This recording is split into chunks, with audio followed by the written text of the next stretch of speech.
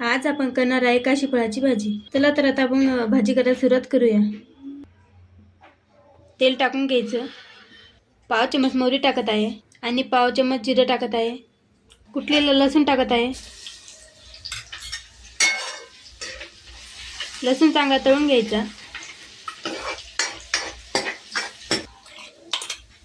लसूण तळलेला आहे, त्यात आता बारीक केलेली मिरची टाकूया।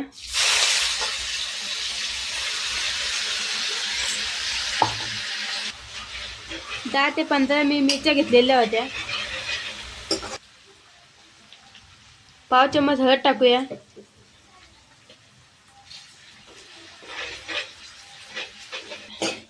मिरची आणि हळद चांगली तळलेली आहे, त्यात आता आपण काशी फळ टाकूया।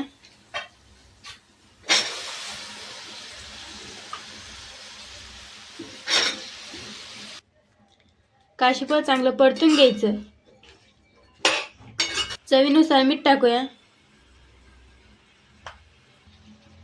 थोडंसं कोथिंबीर टाकायचं।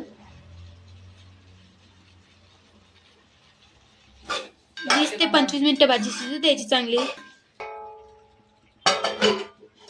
हे बघा आपली भाजी तयार झालेली आहे।